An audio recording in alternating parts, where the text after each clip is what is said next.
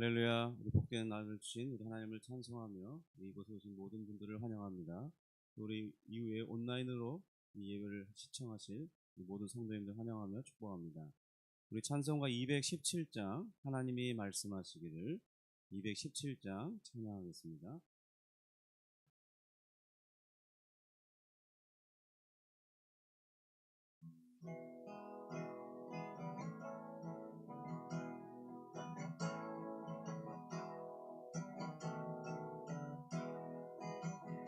하나님이 말씀하시기를 내 마음을 나에게 바치어라. 어디 있든지 날 섬기며 기쁘게 나 항상 의지하라. 바치어라 내 마음을 주께서 나에게 이르시는 깜깜한 죄에서 불러내신 주께서는 인도하시리라. 주께서 말씀하시기를 내 마음을 나에게 다 바치고 사악한 죄에서 벗어나며 어찌 널 구원하겠느냐. 바치어라 내 마음을 주께서 나에게 이르시는 깜깜한 죄에서 불러내신 주께서는 인도하시리라. 성령께서 말씀하시기를 가진 바 모든 것 다 맡기고 내 맘도 기쁘게 바치어라. 풍성한 은혜를 더하리라. 바치어라 내 마음을 주께서 나에게 이르시는 깜깜한 죄에서 불러내신 주께서는 인도하시리. 바치어라 바치어라 내 마음을 주께서 나에게 이르시는 깜깜한 죄에서 불러내신 주께서는 인도하시리라.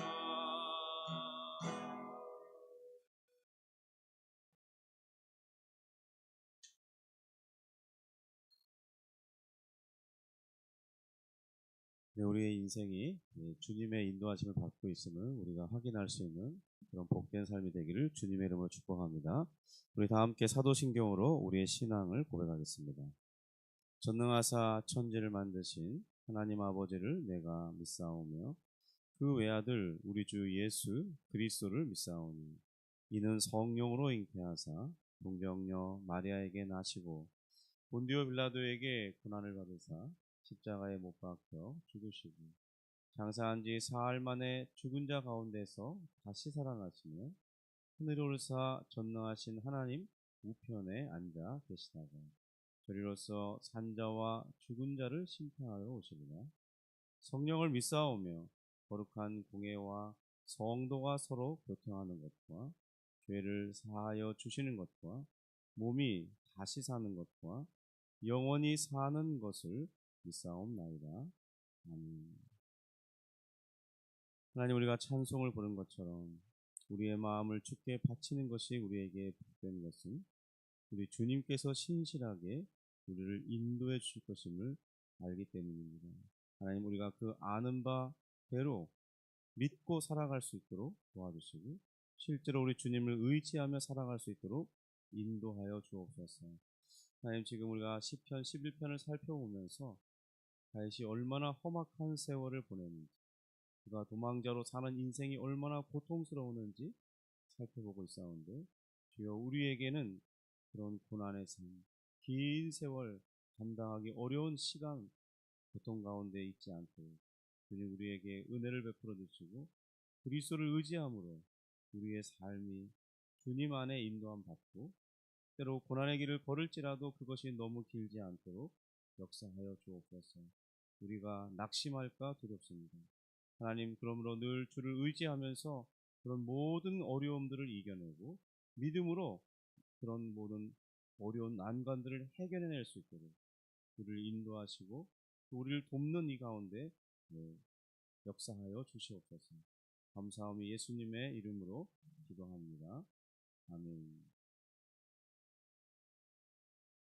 우리 시편 11편 1절부터 7절 말씀을 다시 한번 보겠습니다. 시편 1절부터 11편 1절부터 7절입니다.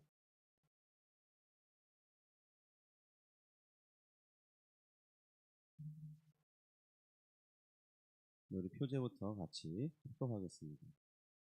다윗의 시, 인도자를 따라 부르는 노래. 내가 여호와께 피하였거늘 너희가 내 영혼에게 새같이 내 산으로 도망하라 함은 어찌니가. 악인이 활을 당기고 화살을 시위에 먹이며 마음이 바른 자를 어두운 데서 쏘려 하는도다. 터가 무너지면 의인이 무엇을 하랴. 여호와께서는 그의 성전에 계시고 여호와의 보좌는 하늘에 있으며 그의 눈이 인생을 통촉하시고 그의 안목이 그들을 감찰하시도다. 여호와는 의인을 감찰하시고 악인과 폭력을 좋아하는 자를 마음에 미워하시도다. 악인에게 그물을 던지시리니 불과 유황과 태우는 바람이 그들의 잔에 소득이 되리로다. 여호와는 의로우사 의로운 일을 좋아하시나니 정직한 자는 그의 얼굴을 배우리로다. 아멘. 여러분, 자신의 이 상황이 매우 가련한 처지에 있다는 것을 아는 것, 그것은 그 사람의 마음속에 참 비참하다, 나 인생 왜 이러지? 그렇게 이 감정, 그런 감정에 사로잡히게 할 수 있을 것 같습니다. 다윗이 그러한 상황에 있었는데요. 그런데 신기하게도 다윗은 자신을 비참하다 여기지 않았습니다. 오늘 살펴보겠지만 그가 참 힘든 세월을 살았거든요. 그런데 그 힘든 세월, 정말 끝나지 않을 것 같은 긴 고난의 세월을 이길 수 있는 비결은 무엇이냐면 바로 하나님을 의지하는 것이었습니다.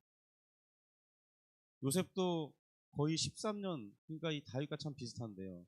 13년이라는 그 종살이를 하면서 정말 어려운 시절을 보냈지만은 그가 이길 수 있었던 것은 그의 마음이 하나님을 의지하였기 때문입니다. 그렇다면 우리의 인생도 잘 살려면, 그 어려운 세월을 만날 때도 잘 이겨내려면 비결은 무엇이냐? 하나님을 의지하는 것, 그것밖에 없는 것 같습니다. 다윗은 하나님을 의지함으로 이 어려움을 이겨낼 수 있었고 자신을 비참하게 생각하지 않았습니다. 그렇지만 그가 고난당한 것은 결코 쉬운 것이 아니었습니다. 다윗이요, 언제부터 고난받았냐면 겨우 20살이 되기 전부터 자신을 죽이려는 이 사울을 피해서 도망자로 살아야 했어요. 그는 먼저 아둘람 굴에 숨었습니다. 이 소식이 이제 여러 사람들에게 전해지자 여러 많은 이유들로 마음에 응어리진 사람, 고통스러운 사람, 누군가에게 도망쳐야 될 그런 상황에 있는 사람들이 다 다윗에게 몰려들었습니다. 사무엘상 22장 1절 2절에 보면 이렇게 되어 있습니다. 그러므로 다윗이 그곳을 떠나 아둘람 굴로 도망하며 그의 형제와 아버지의 온 집이 듣고 그리로 내려가서 그에게 이르렀고 환난당한 모든 자와 빚진 모든 자와 마음이 원통한 자가 다 그에게로 모였고 그는 그들의 우두머리가 되었는데 그와 함께한 자가 400명 가량이었다. 다윗에게는 이제 사람들이 많이 몰려들게 되어서 그 규모가 너무 커지게 되니까 이 사울의 눈에 띄게 쉽게 생겼어요. 그러니까 이 그를 피해서 이제 다윗은 모압 땅으로 옮겨가게 됩니다.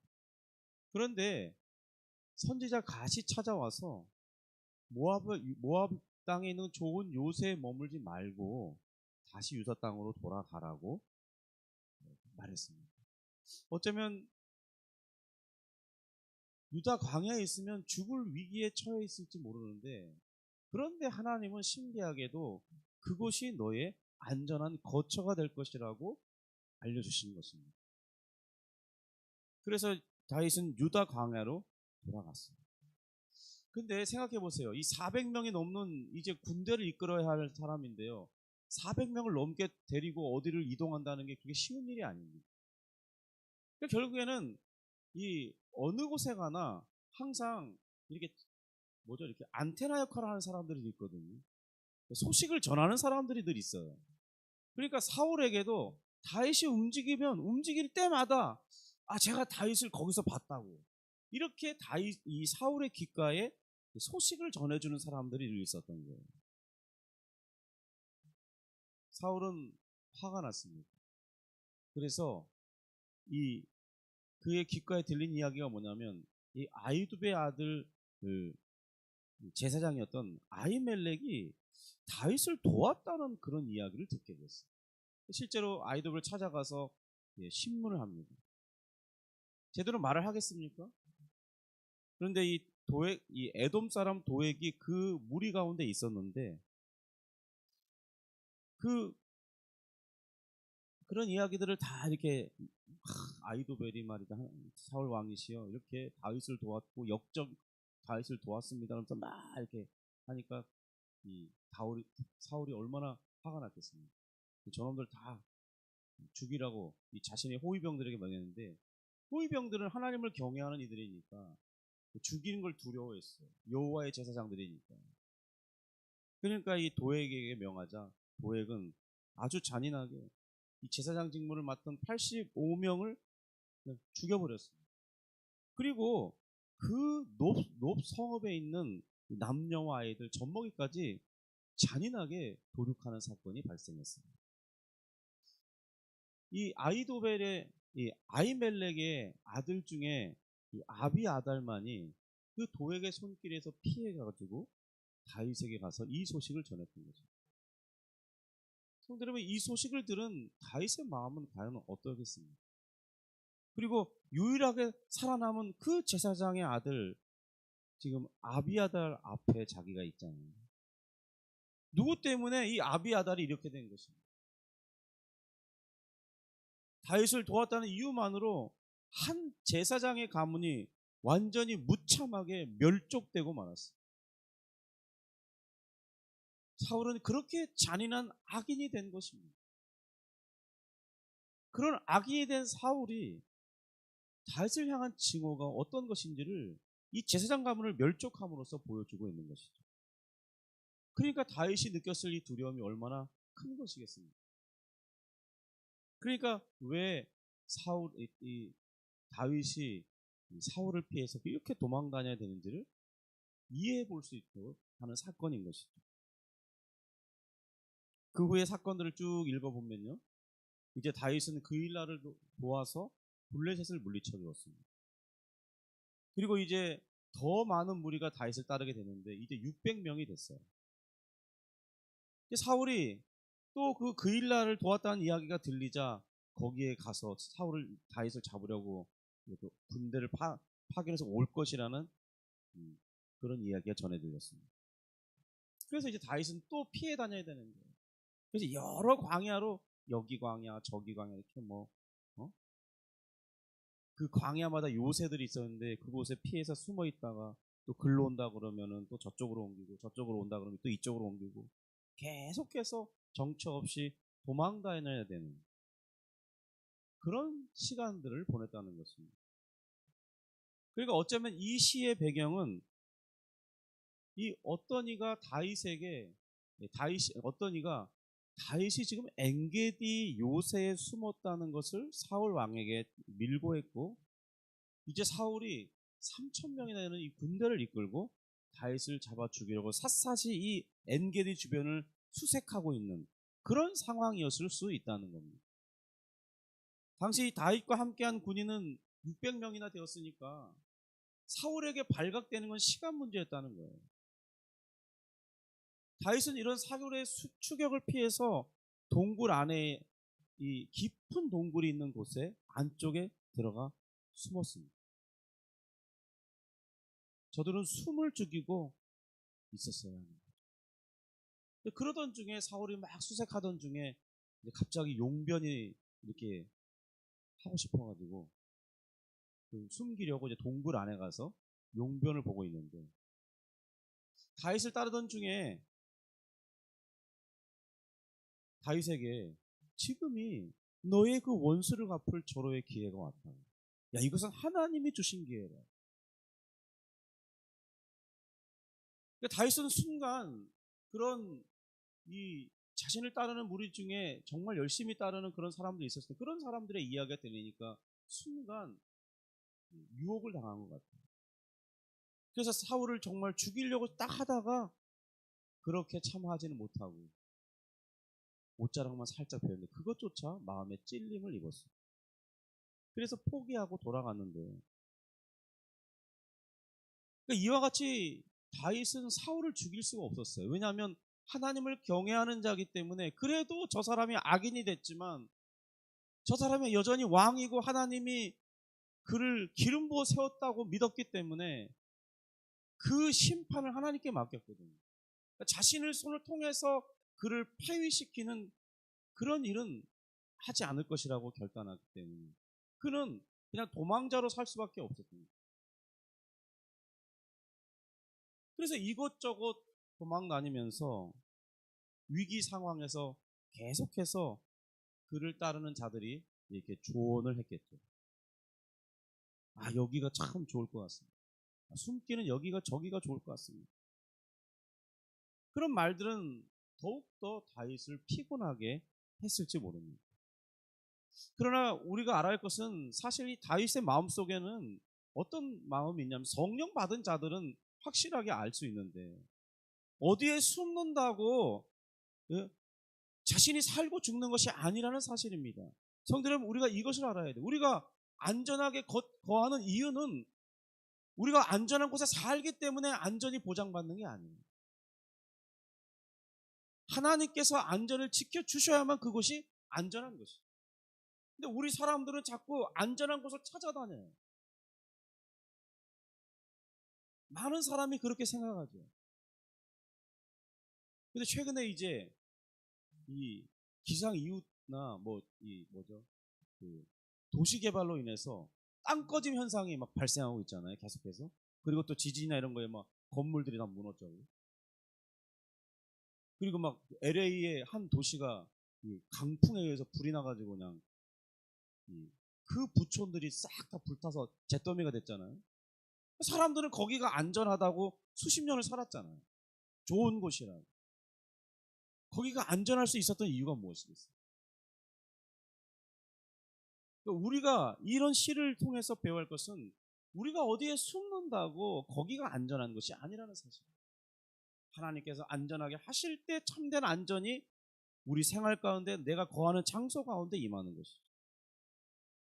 그러니까 이 다윗의 마음속에는 어떤 그 산성의 철회와 같은 철옹성과 같은 그런 요새에 숨는 것이 자신의 안전을 보장하는 것이 아니라 하나님께서 자신의 생명을 지켜주셔야 하고 그래야만 자신은 살 수 있다는 사실을 다윗은 깨닫고 있었던 것입니다.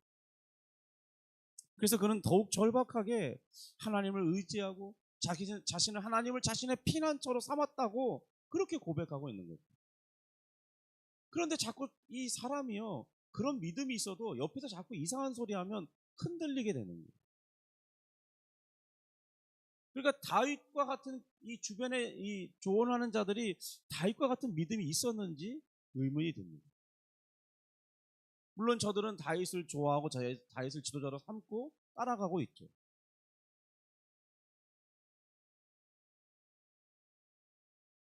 그런데 그런 무리들의 조언이 다윗과 같은 이 믿음의 관점에서의 조언일 리가 없는 거예요. 그렇다는 것이 다윗의 그 1절에 다윗의 이 시의 표현에 잘 보여주고 있습니다. 우리 1절 한번 읽어보겠습니다. 내가 여호와께 피하였거늘 너희가 내 영혼에게 새같이 내 산으로 도망하라 하면 어찌합니까? 이런 배경을 생각하고 이 1절을 읽어보면 좀 어떤 1절이 좀 약간 짜증스러운 느낌이 있다. 이렇게, 그러니까 우리가 좀 약간 인상 찌그리고, 야, 내가 여호와께 피하였는데 뭘 새가 산으로 도망하는 것처럼 하라고 그렇게 말하냐. 이렇게 읽어야 될 것 같아요. 다윗 자신은 분명히 하나님을 의지하고 있고 하나님의 인도하심을 받고 있는데 자꾸 주변에서 이렇게 하시죠. 저기가 좋을 것 같습니다.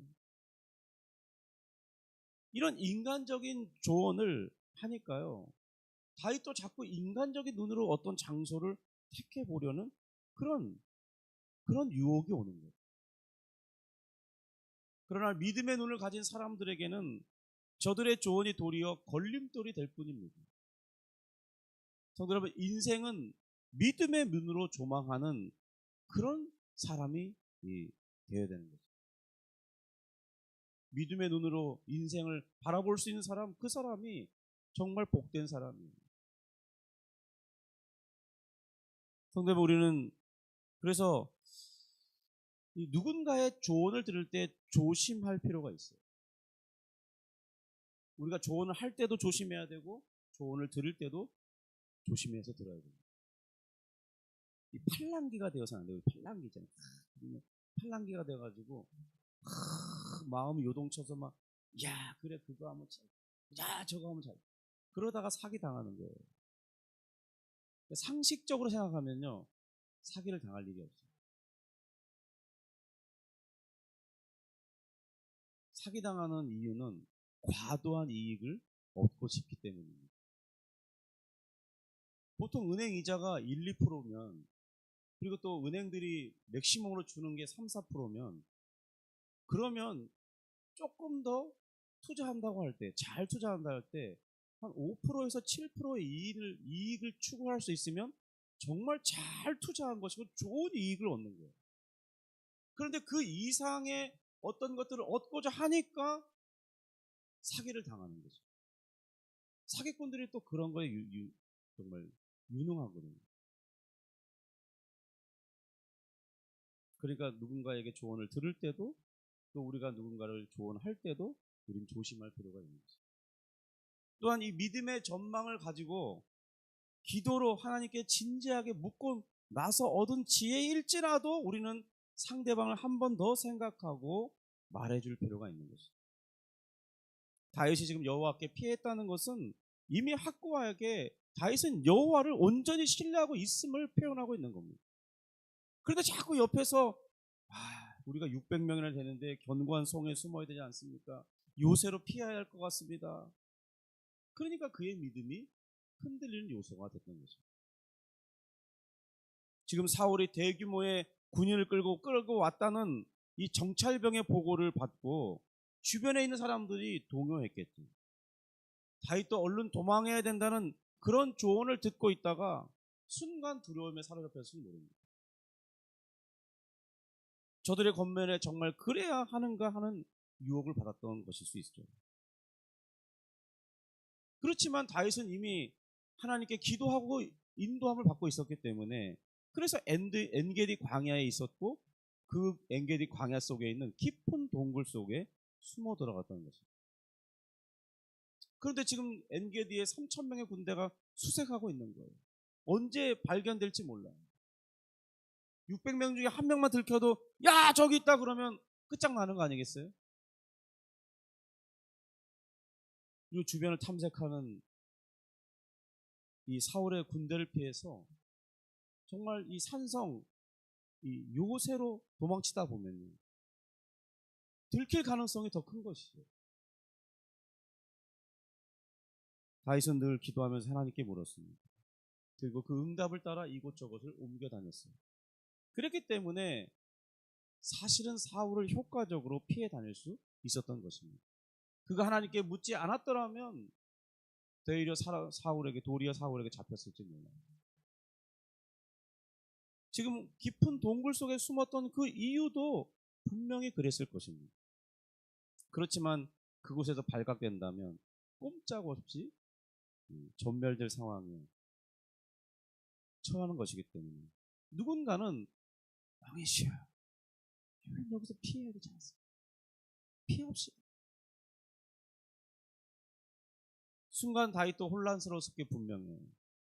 참모진의 그런 이야기를 듣고 사울을 죽이려고 시도했던 것을 보면 알 수 있어요. 그러나 그가 다시 기도했고 그것이 옳지 않고 자신은 하나님께 피하였기 때문에 걱정할 필요가 없다는 사실을 깨달은 것입니다. 2절 3절입니다. 같이 읽겠습니다. 악인이 활을 당기고 화살을 시위에 먹이며 마음이 바른 자를 어두운 데서 쏘려 하는도다. 터가 무너지면 의인이 무엇을 하냐. 지금 다윗이 함께하던 자들이 마치 너의 처지가 새처럼 되었으니까, 이 새는 무슨 독수리 이런 걸 말하는 게 아니라 이 원어적 의미 보면 이렇게 사냥하기 쉬운 어떤 새, 뭐 그런 개념입니다. 너의 처지가 지금 사냥꾼이 지금 몰고 있는 그런 새처럼 된 위치에 있으니까 얼른 너의 안전한 거처인 산성으로 가라. 산으로 도망가라. 그런 것은 이스라엘은 거의 보통 산 끝에가 다 요새화되어 있었습니다. 그러니까 그런 곳으로 가라는 거예요. 거기가 안전하다는 거죠. 왜냐하면 이렇게 그 이유가 2절에 밝혀져 있습니다. 우리 한글 번역 보면은 왜냐하면 뭐 때문이다 이렇게 표현되어 있지 않지만 이 원문에는 그런 의미의 글이 있어요. 그러니까 왜 산성으로 피해야 되느냐? 지금 사냥꾼, 마치 이 다윗을 새처럼 사냥하려는 그 사냥꾼이 활시를 당겨서 지금 놓기 일보 직전에 있는 거예요. 보이기만 하면 화살이 날아오는 겁니다. 그런 위급한 상황인 것이죠. 그러니까 얼른 도망가라 조언했다는 겁니다. 그리고 이 악인이 활시를 당길 때 어디서 당기냐면 어두운 곳에서 당긴다고 말해요. 왜 악인이 어두운 데서 활시를 쏘려 하는 것이겠습니까? 자신들을 드러내지 않기 위해 효과적으로 잡으려면 숨어 있어야 합니다. 사냥꾼은 언제나 그렇지 않습니까? 숨어 있다가 올무에 딱 걸릴 때 탁 화살을 쏘는 거 아니겠어요? 이 사냥꾼의 특징은 자신의 행위가 외부에 드러나지 않도록 해야만 이 동물을 잡을 수 있는. 만약 우리의 삶에서 정말 이 사냥꾼과 같은 그런 인생을 우리가 만난다면요, 정말 괴로운 시간을 오랜 세월 보내야 할 것입니다. 성도님, 이것은 생각만 해도 끔찍한 일입니다. 정말 우리 각자의 일생에 이런 악인을 절대로 만나서는 안 될 거예요. 그래서 우리는 최소한 이런 말씀을 대할 때 이때만이라도 정말 기도해야 할 것입니다. 하나님, 나의 일생에 절대로 이런 악인을 만나지 않게 도와달라. 이 말씀을 볼 때만이라도 기도해야 될 것 같아요. 왜냐하면 그만큼 이런 악인을 만난다는 것, 그것은 내 인생을 정말 괴롭게 하는 일이에요. 물론 우리 대부분은 이런 악인을 만나지 않게 될 것임에 하나님께 감사를 드립니다. 다윗은 지금 자신을 죽이려고 혈안이 되어 있는 악인이 된 이 사울을 피해서 자그마치 13년의 세월에 가까운 그런 세월을 도망자로 살아야 됐어요. 실제로 죽음의 위협을 느끼면서 13년을 보내야 됐습니다. 그는 그 기간 동안 자신이 거처할 집도 지을 수 없었고 무엇을 제대로 소유해 볼 수도 없었고 정말 인생의 가장 엑기스에 뭘 집중해 볼 수 없는, 성공하기 위해서 무엇인가를 투자해 볼 수 없는 그런 인생이었어요. 안정적인 가정을 이룰 수도 없었어요. 남들은 다 그렇게 살아가고 있는데 자신은 홀로 그렇게 13년을 도망자로 살아야 됩니다. 그의 마음속에 600명이 있을지라도 자신을 혼자라고 느끼지 않았겠어요? 도망자니까. 만약 우리에게 그런 시험과 시련을 통과하라고 하면 하시겠습니까? 앞으로 13년 동안 고난이 올 텐데 하시겠습니까? 물으면 하겠냐고요. 예, 그럴 사람이 어디 있겠습니까? 그러니까 알고서는 절대로 할 수 없는 거예요. 그럼 시련이라는 게 다 그렇습니다. 다윗도 그러지 않았을까요? 다윗도 야, 너 13년 동안 훈련 받아야 돼. 그 알고는 못하는 겁니다. 너무 길어요. 무슨 2달도 아니고, 네? 군대 훈련 받는 것처럼 6주 훈련도 아닙니다. 그래도 이 미쳐버린 광인을 피하다 다니느라 정신없이 도망다니다 보니까 13년이라는 시간이 지난 것 뿐이지. 야, 장차 너는 13년간 그런 험악한 고난의 세월을 보내야만 너는 왕이 될 것이다. 그러면 하나님 저 왕 안 할래요. 그랬을 것이 분명합니다. 누군가 알려주었다면 절반도 못 가고 낭망하고 말 거예요. 야, 이제 내가 6년의 세월을 보냈으니까 앞으로 6년만 참으면 되겠다. 그 6년이 짧은 세월입니까? 저도 군포에 산 지 이제 8년 돼 가는데, 야, 8년의 세월이 엄청 길어요. 지나고 나니까 8년이지, 8년이라는 시간이 정말 길거든요. 근데 8년 살았으면 앞으로도 5년 더 고난받아야 되잖아요. 예를 들면. 그게 엄청 긴 거예요. 그러니까 이게 누군가 그런 고난의 세월을 알려줬다면 다윗도 포기하고 말았을 겁니다. 하나님께서는 때때로 우리가 이 원하지 않는 고난을 만날 때 하나님은 절대로 그 고난이 얼마나 길 것인지, 얼마나 험악할 것인지 우리에게 계시해 주지 않아요. 여러분, 그렇게 하시는 이유는 우리를 위한 깊은 헤아림 속에서 섭리해 주시는다는 사실을 알아야 됩니다. 그러니까 고난이 오면 하나님께 묻지 마세요. 하나님, 이 고난이 언제 끝나는 겁니까? 얼마나 험한 겁니까? 묻지 마시라고. 하나님 안 알려줍니다. 알려주면 여러분 못 견디니까. 기도할 때는 그래서 성경이 가르쳐준 대로 기도해야 돼요. 너희가 감당할 시험 밖에는 당한 것이 없나. 또 시험 당할 쯤에 어떻게 해요? 피할 길을 내셔서 너희로 감당할 수 있게 하신다고 그랬죠. 여러분, 그 하나님을 믿으셔야 돼요. 고난은 하나님이 고난이 언제입니까? 얼마나 큰 것입니까? 이렇게 묻는 어리석음은 좀 범하지 말아야 돼요. 하나님 너무 힘듭니다. 도와주세요. 빨리 지나가게 해주세요. 돕는 자를 붙여주세요. 하나님 너무 괴롭습니다. 하나님 이길 수 있는 믿음을 주세요. 그렇게 기도하는 게 지혜로움이죠. 그리고 언제 끝날지는 묻지 마세요. 하나님이 피할 길을 주실 거죠. 고난은 알고는 갈 수 없는 거예요. 절망하게 이렇게 뻔합니다. 고난당한 자에게 하루는요, 수십 년처럼 느껴지는 거예요.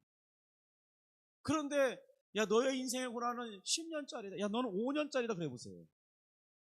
5년이 50년, 100년처럼 느껴지는데 그거 어떻게 살아갑니까? 그러니까 이 희망을 잃고 자살하려는 그 사람들의 심리가 그거죠. 예를 들어서 사업하다가 수십억이 부도가 났습니다. 그거 어떻게 갚겠어요? 방법이 있습니까? 모든 수완이 다 막혔는데 어떻게 하겠어요? 그러니까 절망하고 자살하는 거예요. 여러분, 그러니까 고난은 알면 못 살아요. 그래서 고난에 대해서 너무 알려고 그러지 마세요. 그냥 당하시고 그냥 괴로워하는 게 전부예요. 그러면서 그 고난 중에 하나님의 뜻이 무엇일까? 이 고난이 하나님께서 내게 허락하셨다면 고난을 통해서 하나님이 무엇을 주시려는 거예요? 여러분, 고난은 우리가 생각할 게 있습니다. 하나님이 고난을 보내셨다면요, 하나님께서 고난을 허락하셨다면, 그러니까 고난을 하나님께서 안 보내셨더라도 사탄이 주는 시험도 있잖아요. 악인이 찾아오는 시험도 있잖아요. 내가 원하지 않았지만 그런 상황이라면 물어봐야 됩니다. 그런데 하나님의 섭리 가운데 허락을 하셨으니까 그 고난이라는 포장지 안에 어떤 귀한 보석이 있습니다. 하나님께서 내게 발견하길 원하는 그 보석이 무엇인지를 집중해서 물어봐야 되는 것입니다. 그래야 우리는 고난을 이겨낼 수 있어요. 전도서 7장 14절에 보면 우리에게 다음과 같은 지혜를 말합니다. 형통한 날에는 기뻐하고 공고한 날에는 되돌아보아라. 이 두 가지를 하나님이 병행하게 하사 사람이 그의 장래일을 능히 헤아려 알지 못하게 하셨느니라. 그러니까 이 장래일, 미래일을 능히 헤아려 알지 못하게 하시는 것은 바로 우리를 위한 하나님의 배려입니다. 고난의 날이 올지 좋은 날이 올지 우리는 예측할 수 없어요. 그것은 다 빗나가게 될 것입니다. 그러니까 미리 너무 예측하지 마세요. 예측한 대로 안 됩니다. 잘 될 것 같죠? 절대로 그렇게 안 돼요. 잘 되다가도 갑자기 위기가 팍 찾아오고, 또 위기가 왔다고 너무 절망하지 마세요. 망할 것 같지만 건져내신 하나님의 섭리가 있어요. 언제 그렇게 날지 모르는 거예요. 그러니까 전도자가 우리에게 지혜를 주잖아요. 그래서 그 뒤에 전도서 7장 14절 그 뒤에 말씀 보면 어떤 내용이 있냐면, 그러니까 너무 지나치게 의인도 되지 말고 너무 지나치게 지혜자도 되지 말고, 그렇다고 악인도 되지 말고 우매한 자도 되지 말라고 그랬습니다. 그렇게 되면 어떻게 되느냐, 그러니까 너무 우로 치우쳐도, 너무 좌로 치우쳐도 죽기 십상이다 그 말이에요. 생명을 빼앗긴다. 그래서 7장 18절에 결론적으로 이렇게 말해요. 너는 이것도 잡으며 저것에서도 내 손을 놓지 아니하는 것이 좋으니 하나님을 경외하는 자는 이 모든 일에서 벗어날 것입니다. 여기에 비결이 있습니다. 하나님을 경외하는 것이 고난을 이기는 제일 좋은 방법입니다. 그런데 지금 다윗이 어떻게 하고 있습니까? 하나님을 의지하고 있죠. 저는 다윗이 겪은 이 극한 고난이 저는 그저 다윗의 경험으로 끝나길 바랍니다. 개인적으로 우리 모두가 그런 고난을 만나지 않기를 바랍니다. 왜냐하면 그것은 야곱이 고백한 것처럼 자신의 이 130년 인생을 살아왔는데 이 바로 앞에서 이렇게 말해요. 내가 험악한 세월을 보내었나요? 험악한 세월은 쉬운 이야기가 아니에요. 기왕 한번 살 인생, 우린 야곱처럼 130살을, 아니 요셉처럼, 아니 야곱이죠. 야곱처럼 130년을 살지도 못하잖아요. 그런데 험악한 세월을 살았다고 생각해 보세요. 얼마나 힘들고 어렵습니까? 그러니까 그런 것을 당하지 않기를 바랍니다. 물론 우리 하나님은 그렇게 우리 대부분을 그렇게 살게 하지 않으실 텐데, 왜냐하면 하나님은 더 큰 은혜로 우리를 인도하시기 때문입니다. 그러므로 우리는 감당할 수 없는 이 고난을 허락하지 않으시는 하나님께 감사, 그리고 고린도전서 10장 13절을 붙드시면서 시험 당할 쯤에 피할 길을 내시는 그 하나님을 생각하면서 주님 도와주옵소서. 또한 이런 고난을 만나지 않게, 이런 악인을 만나지 않도록 인도해 주옵소서 기도하면서 오늘 하루 그렇게 하지 않으시는 하나님 앞에 감사할 수 있는 그런 하루가 되기를 주님의 이름으로 축복합니다. 기도하겠습니다. 하나님 아버지 감사합니다. 우리 인생에 만약에 사울과 같은 13년 동안이나 괴롭히면서 쫓아다니는 사람들이 있다면, 정말 실제로 죽이려는 위협을 하는 사람들이 내 주변에 있다면 우리의 마음이 얼마나 괴롭고 힘들겠습니까? 그런 세월이 끝나지 않을 것 같이 지나가기 때문에 우린 낙담하고 절망할지 모르는데, 하나님 아버지, 그러므로 우리에게 이런 악인을 붙여주지 마시고 우리로 살도록 인도해 주옵소서. 물론 하나님께서 실제로도 그렇게 하지 않으실 것이고 우리를 더 큰 은혜로 그리스도를 주셔서 성령을 주셔서 우리를 인도하고 계심을 믿사오니 감사를 드립니다. 주님, 혹 고난을 당하는 자들이 있다면 주님께서 저들의 마음을 위로해 주시고, 또 전도자의 이 조언처럼 하나님을 경외하는 것이 그 고난을 이기는 비결인 것을 깨닫게 하시고, 우리 하나님께 피하여 다윗처럼 마음의 평안과 기쁨과 그 극한 상황에서도 낙담하지 않고 견디며 살아갈 수 있었던 것처럼 주님, 우리에게도 그런 은혜를 베풀어 주옵소서. 그보다 더 큰 은혜 가운데 우리가 살기를 원합니다. 인도해 주옵소서. 하나님 아버지, 또 우리가 이 아침에 기도할 때 하나님께서 인도해 주셔서 성령으로 충만케 하시고 기도의 제목을 생각나게 하시고 간절한 심령을 주셔서 주 앞에 부르짖고 기도함으로 응답받으니 오늘 하루 기도한 것이 어떻게 하나님이 이끄시며 역사하실지를 기대하면서 살아가는 우리 모두가 될 수 있도록, 그래서 정말 하나님이 응답하시는 그런 현장을 보면서 흥분하며 하나님께 감사하고 찬송을 드리는 사람을 살 수 있도록 은혜를 베풀어 주옵소서. 하나님, 무더위가 정말 너무 심하게 찾아왔습니다. 주여, 우리의 건강이 나빠지지 않도록 붙들어 주시고, 하나님, 이 무더운 더위에 하나님께서 지켜주시기를 기도합니다. 도와주시옵소서. 예수님의 이름으로 기도합니다. 아멘. 하늘에 계신 우리 아버지여, 이름이 거룩히 여김을 받으시오며 나라가 임하시오며 뜻이 하늘에서 이룬 것 같이 땅에서도 이루어지이다. 오늘날 우리에게 일용할 양식을 주옵시고, 우리가 우리에게 죄 지은 자를 사하여 준 것 같이 우리 죄를 사하여 주옵시고, 우리를 시험에 들게 하지 마옵시고 다만 악에서 구하옵소서. 대개 나라와 권세와 영광이 아버지께 영원히 있사옵나이다. 아멘. 우리 음악에 맞춰